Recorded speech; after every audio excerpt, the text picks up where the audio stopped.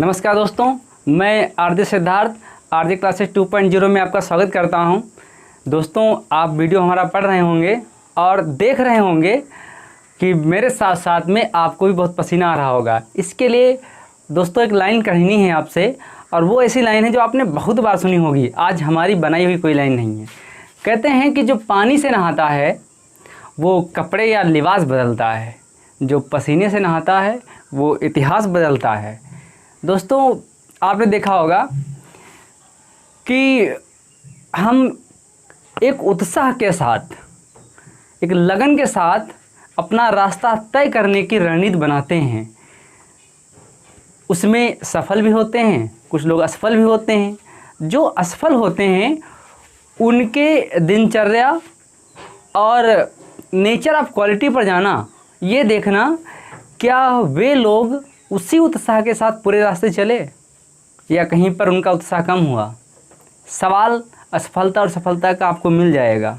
मिल जाए तो कमेंट जरूर दोस्तों करना। मैं तो आपकी सेवा में हाजिर हूँ इस गर्मी के मौसम में, और आपको भी पसीना बहाने के लिए कह रहा हूँ। मेरे साथ बहाइए पसीना, ये दोनों का पसीना निकलेगा तो ज़रूर एक दिन हम दोनों चमकेंगे। आइए दोस्तों, टाइटल के साथ शुरुआत करते हैं, बंगाल के नवाब। इसके पहले आप दो नवाब पढ़ चुके थे। उसमें दोस्तों मुर्शिद कुली खान और शुजाउद्दीन, फिर सरफराज को भी आपने पढ़ा था। और मैंने आपको बताया था कि 1740 में सरफराज खान 1740 में सरफराज खान की एक महत्वाकांक्षी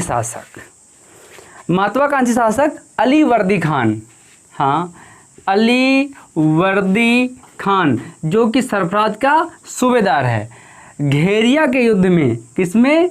घेरिया के युद्ध में सरफराज की हत्या कर देता है और ये बंगाल का शासक बन के बैठ जाता है। दोस्तों, इसके बारे में यदि हम बात करें अली वर्दी खान की,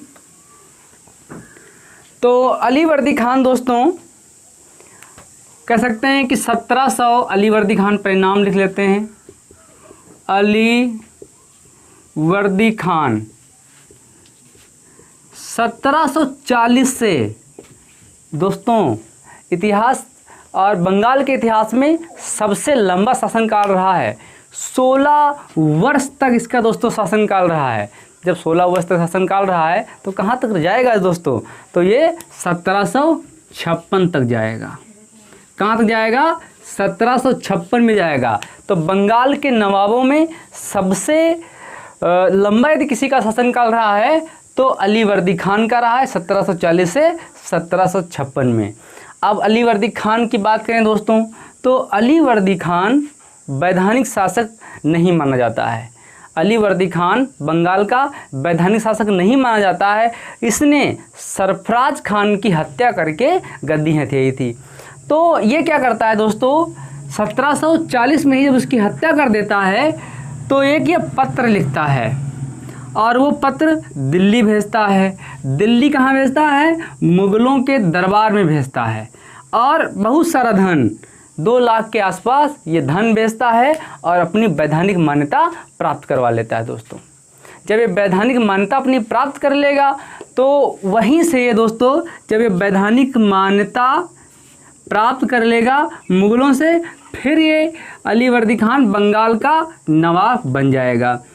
एक चीज़ और दोस्तों है, आपने बहुत सारे चैनल देखे होंगे जिसमें आपको लिख के बताते हैं, लिख के आया होगा, बहुत सारे नोट्स बनाने के लिए कहा गया होगा, लेकिन वो मैटर आपको कम मिल पा रहा होगा। और यदि आपको दोस्तों नोट्स बनाने हैं तो आप क्या करिए, हमें सुनते रहिए और चैनल को बार बार सुनिए दोस्तों, तो एक कहानी के रूप में पूरा कॉन्सेप्ट क्लियर हो जाएगा। यदि यहाँ पर हम लिख के आपको बता दें तो ऐसी स्थितियों में आप पॉइंट तो जान लेंगे, वो वन लाइनर्स के रूप में हो जाएगा। फिर दोस्तों क्या रहेगा, आपको याद नहीं रहेगा। फिर एग्ज़ाम आजकल ये नहीं पूछता है कि अली वर्दी खान शासक कहाँ का था, ये नहीं पूछेगा कि अली वर्दी खान का शासन कितना था। अब दोस्तों पूछने का जो तरीका है एग्ज़ाम का वो बदल गया है दोस्तों। एग्जामिनर ऐसी चीज़ें उठाते हैं जहाँ तक आपकी सोच विकसित ना हुई हो, वही तो एग्जामिनर आपको फंसाना चाहते हैं, उसी को बोलते हैं कि पेपर टफ आ गया, हमने पढ़ा नहीं। दोस्तों दो तरीके होते हैं, एक वो तरीका होता है कि स्टडी गैपिंग, कि आपने वो चीज़ पढ़ी है कि नहीं पढ़ी जो आपके सिलेबस में है।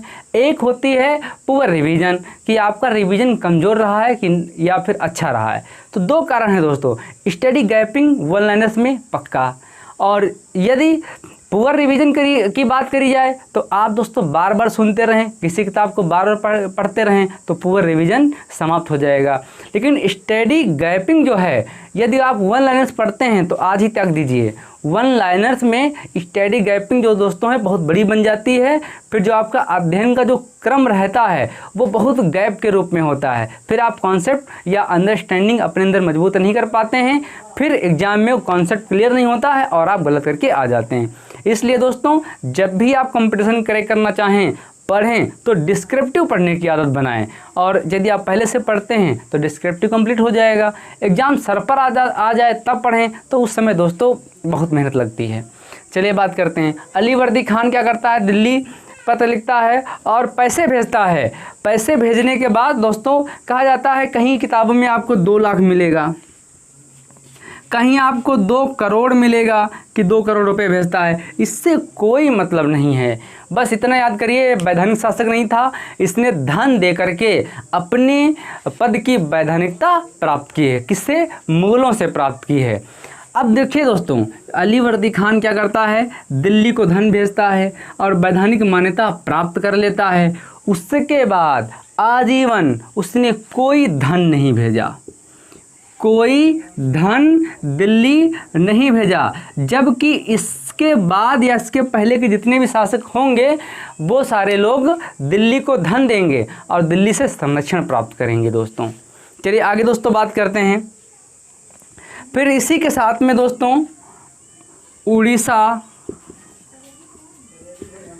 बिहार और बंगाल, यहाँ पर इसका कब्जा हो जाता है। उड़ीसा, बिहार, बंगाल कब्जा हो जाएगा और दोस्तों क्या करेगा, अब यहाँ से वो सीधा शासन करना स्टार्ट कर देगा। इसी के बीच में मराठों का दोस्तों इसके ऊपर आक्रमण हो जाता है। अली वर्दी खां का के ऊपर मराठों का शासन हो जाएगा, जिसमें दोस्तों ये क्या करता है, चौथ देना मराठों को स्वीकार कर लेता है। चौथ दोस्तों 1.20 लाख वार्षिक ये मराठों को देना स्वीकार कर लेता है। उसी के बाद में क्या होता है दोस्तों, 1751 में रघुजी घोसले, 1751 में रघुजी घोसले एक मराठा हैं, रघुजी घोसले 1751 में रघुजी घोसले अली वर्दी खान के बीच में एक संधि हो जाती है, प्लस अली वर्दी खां के बीच में संधि हो जाती है दोस्तों, संधि हो जाती है। और फिर जो चौथ है 1.2 के रूप में देना वार्षिक स्वीकार कर ले जाता है और फिर मराठों की तरफ से अली वर्दी खान सुरक्षित हो जाता है, कोई किसी प्रकार का आक्रमण नहीं होता है। अच्छा, ये आक्रमण क्यों होता है? आक्रमण इसलिए दोस्तों होता है, एक भास्कर नाम का जो दूत है वो अली वर्दी खां के वहाँ जाता है मराठों का, अली वर्दी खां उसकी हत्या करवा देता है, इसलिए ये दोस्तों आक्रमण होता है। फिर जब ये इसके बीच में समझौता हो जाएगा 1751 में, तब अली वर्दी खां और कह सकते हैं कि रघुजी घोसले के बीच में कोई विवाद नहीं होता है। जब कोई विवाद नहीं होगा, इसी के बीच में हम एक पॉइंट आपको रिवीज करवाएंगे, जो कि मराठा और प्लस अली वर्दी खां के बीच में जब युद्ध होता है तो इसका फ़ायदा अंग्रेज़ लेना चाहते हैं। इसका फ़ायदा दोस्तों अंग्रेज़ लेना चाहते हैं और अंग्रेज़ क्या करते हैं, अंग्रेज़ों को 1717 में एक आदेश मिला था कि कहीं पर भी व्यापार कर सकते हैं। उसी के बीच में जब मराठा और अली वर्दी खां के बीच में युद्ध चल रहा होता है तो 1717 अधिनियम या एक्ट के तहत अंग्रेज बंगाल के व्यापारी या अन्य लोग जो क्षेत्रीय लोग हैं या अन्य जो आसपास के राजा हैं उनको अपनी तरफ मिला लेते हैं, उनकी तरफ मिला लेते हैं। अब ये व्यापारी या अन्य लोग जैसे कि छोटे मोटे राजा हैं, ये अलीवर्दी खां को धन देने से मना कर देते हैं। दोस्तों जब धन देने से मना कर देते हैं तब अंग्रेज़ और अलीवर्दी खां के बीच में एक वैमनस्य की स्थिति खड़ी हो जाती है। दोस्तों अलीवर्दी खान जब दिल्ली दरबार लेटर भेजता है कि हमको वैध कर दिया जाए, फ़िलहाल वैध के लिए वो एक पहले लेटर लिख चुका है, पैसा भी भेज चुका है, लेकिन अब वो अंग्रेज़ों की जो चालें थीं, अंग्रेज़ों के जो मंसूबे थे, उनको ये बंद करना चाहता था। क्यों? क्योंकि 1717 में, मैं पहले ही बता चुका हूँ, 1717 में उसको फरमान मिले थे अंग्रेज़ों को, उन फरमानों को ये रद्द कराना चाहता है कि अब ये व्यापार करें लेकिन हमारे अंडर में करें। इसलिए दिल्ली दरबार एक खत लिखता है, अब बोलता है कि अंग्रेज़ उन मधुमक्खियों की भांति हैं जो शहद तो देते हैं लेकिन आदमियों को चूस लेते हैं और फसलों को चूस लेते हैं। इन सारी बातों को लेटर में लिखता है अलीवर्दी खान, लेकिन अलीवर्दी खान का कोई जवाब नहीं आता है। प्रश्न दोस्तों ये पूछा जाता है कि अंग्रेज़ों को मधुमक्खियों की संख्या किस बंगाल के नवाब ने दी? तो आप समझ गए होंगे, अलीवर्दी खान ने दी थी। फिर दोस्तों आगे कड़ी में जोड़ें तो अलीवर्दी खान का कोई पुत्र नहीं था, इसलिए इसके उत्तराधिकार में बहुत संघर्ष हुआ। इसके बाद जो शासक बनेगा वो इसका नाती है, जो इसकी छोटी पुत्री का पुत्र है, उसको ये अपना उत्तराधिकारी घोषित करता है, सिराजुद्दौला। सिराजुद्दौला गद्दी पर बैठ तो जाता है लेकिन बहुत ही आसानी से उसे गद्दी प्राप्त नहीं होती है। इसकी दोस्तों 3 पुत्रियां होती हैं, तो एक पुत्री की शादी ये पटना के कर देता है, एक पुत्री की शादी ये पूर्णिया से करता है और एक की शादी ये ढाका से दोस्तों कर देता है। ढाका से जब शादी कर देगा तो जो सबसे छोटी जो इसकी पुत्री होती है उसका पुत्र दोस्तों है सिराजुद्दौला, उसको ये उत्तराधिकारी घोषित कर देता है। अब दोस्तों आगे हम सिराजुद्दौला की बात करेंगे। अब सिराजुद्दौला अपने नाना अलीवर्दी खान, जिसकी एक उपाधि है, उपाधि का नाम है मिर्ज़ा मोहम्मद खां। क्या नाम है? मिर्ज़ा मोहम्मद खां। ये उपाधि है अलीवर्दी खान की। इसके नाम से दोस्तों कुछ वो सिक्के ढलवाता है। कहीं कहीं पर उसकी इमारतों पर नाम गुदे हुए आते हैं और कहीं कहीं पर सिक्कों की बात आती है, उसमें मिर्ज़ा मोहम्मद खां छपा है। यदि आपको अलीवर्दी खां ना मिले, मिर्ज़ा मोहम्मद खां मिल जाए और सिराजुद्दौला के द्वारा छपवाए गए हैं तो आप वहाँ टिक कर देंगे दोस्तों। चलिए आगे दोस्तों हम बात करेंगे अब सिराजुद्दौला के बारे में देख लेते हैं। सिराजुद्दौला का शासनकाल सिराजुद्दौला, ये दोस्तों अलीवर्दी खान का नाती है और छोटी पुत्री का है। तो इसकी जो पुत्री या इसकी जो माता हैं, अलीवर्दी खान की पुत्री सिराजुद्दौला की माता, उनका नाम है अमीना बेगम। क्या नाम है दोस्तों? अमीना बेगम। और जिसके ये माता हो गई, इसके जो दोस्तों पिता हैं वो है जैनुलुद्दीन। ये इसके दोस्तों पिता हो गए। 1756 से लेकर 1757 तक, 1756 से 1757 तक, बहुत कम समय तक दोस्तों ये अपना शासन करता है सिराजुद्दौला। अब सिराजुद्दौला जब गद्दी पर बैठता है दोस्तों तो होता क्या है, पूर्णिया के नवाब शौकतगंज,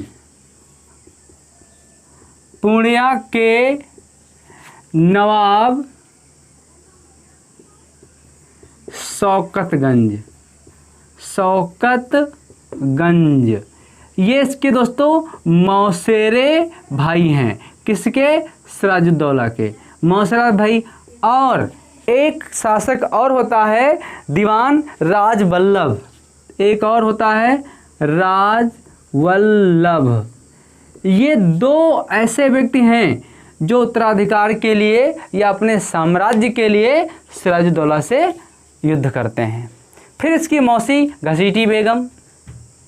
फिर इनकी दोस्तों जो मौसी होती है वो भी उत्तराधिकार के लिए इनसे युद्ध करना शुरू कर देती है इनके साथ में, लेकिन ये सभी असफल होते हैं, इनको सफलता प्राप्त नहीं होती दोस्तों। उधर दोस्तों जैसे ही ये गद्दी पर बैठेगा, अब अंग्रेज़ों से कुछ खास नहीं पट रही थी अलीवर्दी खान, मतलब नाना से ही नहीं पट रही थी। उसी के बीच दोस्तों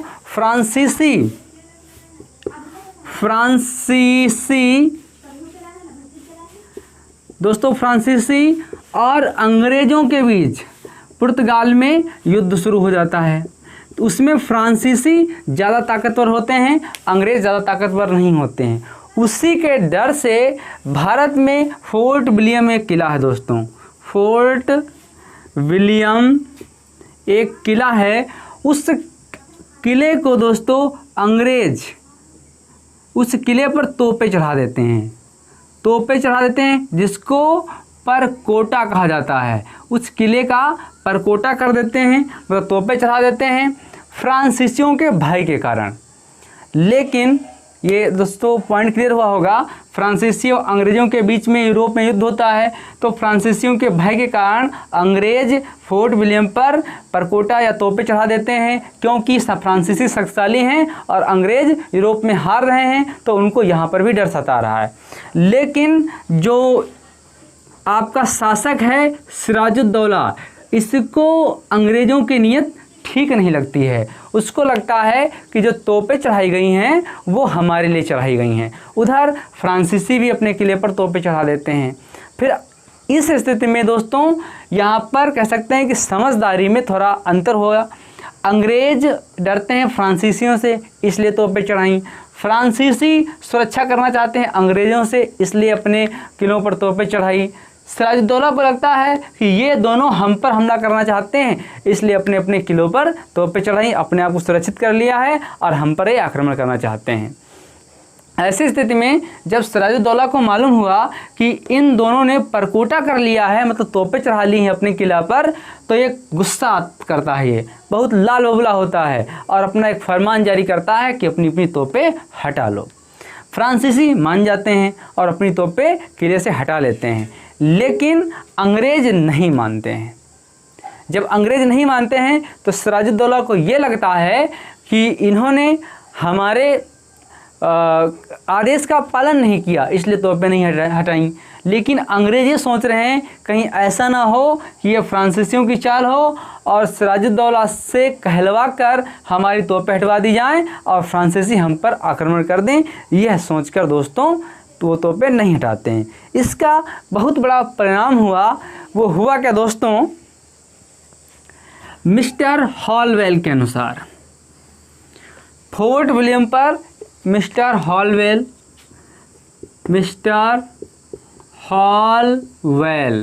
के अनुसार इनके एक बुक है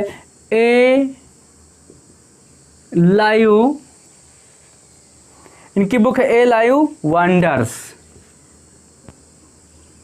वंडर्स। ये इनकी बुक है, किसकी? मिस्टर हॉलवेल के अनुसार। इनकी दोस्तों ये जो बुक है इसमें घटना दर्ज है, आइए देख लेते हैं। तो मिस्टर हॉलवेल प्लस ड्रेक, ये दो व्यक्ति विलियम फोर्ट ऑफ विलियम किला, दोस्तों जो किला है किले के ये गवर्नर हैं, मतलब उस समय उसकी देखभाल कर रहे हैं। उस पर 20 जून सिराजुद्दौला 20 जून 1756 को आक्रमण करवा देता है दोस्तों। 20 जून 1756 को जब आक्रमण करवा देगा तो 18 फीट लंबी और दोस्तों 18 फीट लंबी, 14 फीट 10 इंच चौड़ी एक कोठरी होती है दोस्तों। 18 फीट लंबी, 14 फीट 10 इंच लंबी एक कमरा या इस टाइप में कोठरी दोस्तों होती है। अब इस कोठरी में दोस्तों लगभग 18 फीट और 14.10 फीट लगभग दोस्तों 146 अंग्रेज भर दिए जाते हैं जून के महीने में। 20 जून को भर दिए जाते हैं। उसमें ये विलियम फोर्ट का जो सूबेदार है दोस्तों, उसका नाम है हॉलवेल, ये भी शामिल होता है। अब ऐसी तपती गर्मी में सिराजुद्दौला 146 अंग्रेज़ों को इस कोठरी में भर देता है और दूसरे दिन निकालता है, जिसमें से सिर्फ 23 व्यक्ति ही जीवित बचते हैं दोस्तों। 23 व्यक्ति जीवित बचेंगे। उस 23 व्यक्तियों में हॉलवेल भी शामिल है। ये लिखता है और इस घटना को, जो कि 20 जून 1756 को ही है, ब्लैक होल की घटना का दर्जा देता है। जब ब्लैक होल घटना दर्जा देता है और सिराजुद्दौला को एक क्रूर शासक की संज्ञा दी जाती है। सिराजुद्दौला के बारे में पूरे विश्व में, यूरोप और एशिया में दोनों जगह क्रूर शासक की संज्ञा दी गई। क्रूर शासक के रूप में इसका प्रचार किया गया और अंग्रेज़ों ने ईसाइयों को लाचार बताया, जिससे जनता का उन्हें समर्थन मिल सके। ऐसा हुआ भी, जनता का समर्थन मिला। और जो जान नहीं रहे थे दोस्तों सिराजुद्दौला के बारे में, उन्होंने सिराजुद्दौला को क्रूर शासक मान लिया। ऐसी स्थितियों में फ्रांसीसी भी उन पर तरस खा गए। फ्रांसीसी भी तरस खा गए। यूरोप से बहुत सारी मदद आई और फिर दोबारा सिराजुद्दौला से ये बदला लेने के लिए तैयार हुए। इस घटना की दोस्तों जानकारी वो मद्रास पहुंची। किसकी? 20 जून 1756 की जो घटना हुई ब्लैक होल की, उसकी जानकारी मद्रास दोस्तों पहुंची। मद्रास में उन दिनों क्लाइव था। कौन था? Robert Clive. इसी घटना रॉबर्ट क्लाइव वहाँ पर था और इसी का सहयोगी एक और दोस्तों था, उसका नाम था एडमिरल वाटसन। एडमिरल वाटसन, एक ये भी व्यक्ति उनके साथ में ही था। तो मद्रास में, कहाँ दोस्तों? मद्रास में क्लाइव और वाटसन, ये दो व्यक्ति थे। अब ये दोनों व्यक्ति बदला लेने के लिए या सिराजुद्दौला के ऊपर आक्रमण करने के लिए मद्रास से बंगाल चले आते हैं दोस्तों। जब बंगाल चले आते हैं तो वहाँ पर एक व्यक्ति मिलता है, माणिकचंद। माणिकचंद ये एक व्यापारी है। ये व्यापारी इधर सिराजुद्दौला के समय का है या इसके शासन दरबार का है। इसको क्लाइव और एडमिरल आपस में मिला लेते हैं। मिलाने के बाद दोस्तों क्या होता है कि कलकत्ता पर, या कह सकते हैं कोलकाता पर आक्रमण कर देते हैं दोस्तों।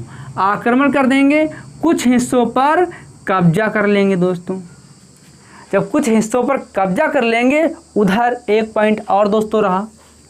जब ब्लैक होल की घटना होती है 20 जून 1756 को, जब ब्लैक होल घटना होगी तो वहाँ पर कुछ अंग्रेज बचेंगे दोस्तों। कुछ अंग्रेज बचेंगे, इनको फुल्टा द्वीप पर भेज दिया जाता है। फुल्टा द्वीप पर भेज दिया जाता है। वहाँ 5 दिन तक ये समय बिताते हैं। बहुत विनती प्रार्थना करने के बाद सिराजुद्दौला इनको फिर बंगाल बुला लेता है। जब फिर बंगाल, ये फुल्टा द्वीप असम के पास है, फिर इनको बंगाल बुला लेगा। बंगाल बुला लेगा और जब ये अंग्रेज बंगाल छोड़कर फुल्टा द्वीप जाते हैं, तब दोस्तों बंगाल का नाम बदलकर अली नगर रखा गया। अली नगर। प्रश्न ये पूछा जाता है दोस्तों कि बंगाल का अली नगर नाम किसने रखा? तो सिराजुद्दौला। प्रश्न ये पूछा जाता है कि ब्लैक होल घटना कब हुई? तो 20 जून 1756। किस बुक में ये दोस्तों वर्णित है? तो दोस्तों हॉलवेल, जो कि फोर्ट विलियम का ये गवर्नर था, इसकी बुक में ए लाइव वंडर्स की बुक में ये दोस्तों घटना वर्णित है। उसी के समय यदि हम बात करें तो एक और इतिहासकार दोस्तों रहे, जाने माने इतिहासकार, जो कि सिराजुद्दौला के समकालीन हैं, गुलाम हुसैन। क्या नाम उनका दोस्तों? गुलाम हुसैन। ध्यान रखेंगे दोस्तों, गुलाम हुसैन। ये गुलाम हुसैन, इनकी एक बुक होती है दोस्तों, बहुत महत्वपूर्ण बुक है, नाम है सियार उल मुतखैरीन। क्या नाम है? सियार उल मुतखैरीन, ये इनकी पुस्तक है। तो दोस्तों यहाँ पर थोड़ा विवाद खड़ा होता है इतिहासकारों के सामने कि हॉलवेल कहता है कि उस घटना में मैं भी था और 146 व्यक्तियों को 18 फीट लंबे 14.10 फीट चौड़े एक कमरे में लोगों को बंद कर दिया गया। उसमें से 23 लोग बचे, जो कि 20 जून 1756 की घटना है, जो कि सिराजुद्दौला के शासन का धब्बा भी कहा जाता है दोस्तों। तो कहता है एल.आई. वंडर्स में इस घटना का जिक्र किया गया है, लेकिन गुलाम हुसैन इन्होंने सियारुल मुतखैरीन अपनी पुस्तक में ऐसा कोई जिक्र नहीं किया। तो इतिहासकार इस पर विवादास्पद हैं कि घटना ये हुई कि नहीं हुई। इस पर दोस्तों बहुत सारी चर्चाएं आज भी चल रही हैं। तो दोस्तों आते हैं विषय पर बात करते हैं। तो उस समय दोस्तों क्या होता है कि अंग्रेज़ बंगाल छोड़ के फुल्टा द्वीप पर भागते हैं, 5 दिन रहते हैं और फिर बंगाल का नाम अलीनगर रख दिया दोस्तों जाता है। ऐसी स्थितियों में क्या होता है, जब रॉबर्ट क्लाइव और एडमिरल दोस्तों वाटसन को पता चलता है कि अंग्रेज़ों के साथ इतनी क्रूरतापूर्व कार्य किया गया है, ऐसी घटना हो गई है, तो ऐसी स्थितियों में दोस्तों वाटसन और क्लाइव मणिकचंद की सहायता से बंगाल पर कब्जा कर लेते हैं और सिराजुद्दौला को विवश करते हैं। क्या विवश करते हैं? समझौता करने के लिए। तो दोस्तों उसमें क्या रखा गया, कहा गया कि मुगलों के द्वारा दिए गए अधिकार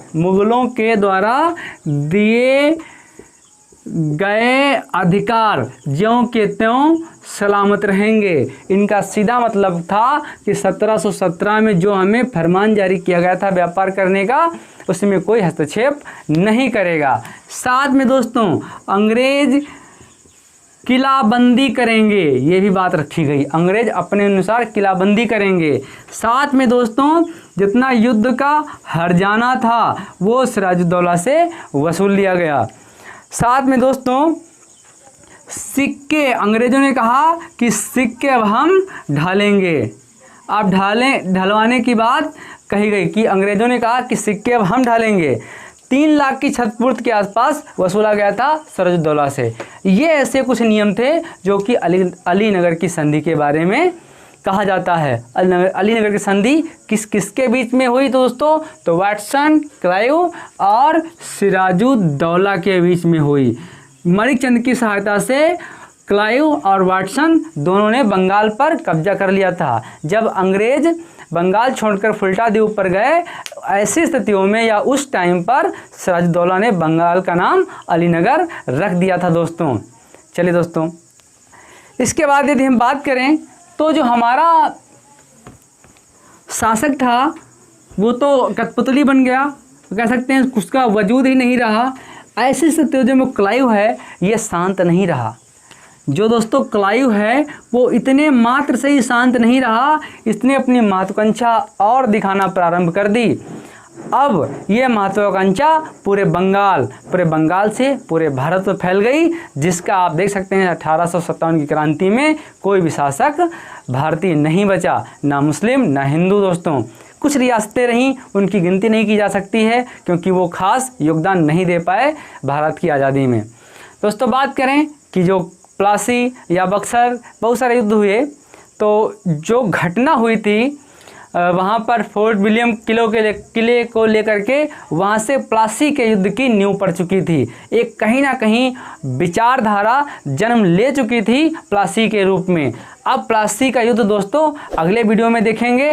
प्लासी का युद्ध कब हुआ, किनके बीच में हुआ, कौन जीता, ये दोस्तों अगले हम लोग चैनल में देखेंगे। नमस्कार दोस्तों।